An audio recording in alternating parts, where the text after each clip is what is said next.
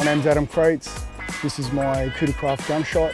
I'm a hunter, I'm a spear fisherman, I'm a line fisherman, and this is one of my tools, and I love it.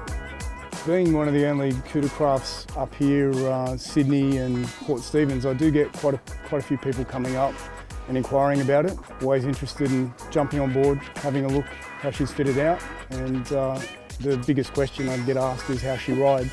I'd describe the ride as amazingly soft for the size boat that it is, and that was really one of the primary reasons that sold me on the boat. Its ability to ride in the rough stuff comfortably without the jarring or bashing of, I guess, a lesser V'd hull. So with the engine, I wanted to try and maximise my horsepower on the back, but so in looking at the 225 V6s, the Yamaha and the Suzuki, they were just going to be too heavy for the boat. So I ended up coming back to the 200 4-cylinder Yamaha. It's probably the lightest 4-stroke 200 horsepower in its class, and it seemed like a great balance for weight and power. Reliability's been fantastic. I think I've got 140 hours on it already. Hasn't skipped a beat. Very happy with it. So in looking at electronics package for the boat, all the research that I did, I kept coming back to the Simrad product. So I've gone the Simrad NSS Evolution 2. It's 12-inch screen. I've got the 1 kilowatt high chirp transducer. I'm still learning how to use it, but really impressed so far. It was quite a process in trying to determine how we were going to fit this out.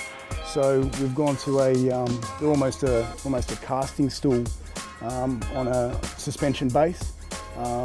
They're quite compact, and the primary reason I went to them was to avoid having a big voluminous full helm seat.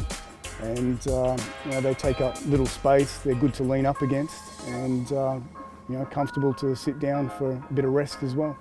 So the Gun Shot's performance compared to the boats that I've had or been in previously, I think from a performance perspective, it's got quite a sporty feel to it. It's very responsive through the turns, and it doesn't mind getting the prop out of the water when it's pushed as well. I guess the only downside to having a deep V hull like this is that it can be sensitive to weight distribution, and then they're also a little tender at rest in sloppy conditions. So some numbers on this Gun Shot. It's 18 foot. Its hull weight alone is probably around the 900 to 950 kilo mark, somewhere there. We're running a 200 litre underfloor tank, petrol.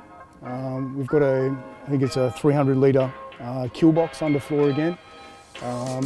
On the trailer with the motor and all, we're probably looking at just shy of the 2-tonne mark. The two side pockets, nice and deep, plenty long enough for fitting our spearing guns. I didn't put an access hatch to the bow up here because I wanted to keep the front as dry as we possibly could. Yeah, it's a pretty simple setup, but very practical for my use at least. The favourite part of the boat, I guess it would have to be this over here. My hand is constantly on it, yeah, I just really love giving this thing a push, especially when I'm in here by myself and there's a little bit of a swell rolling.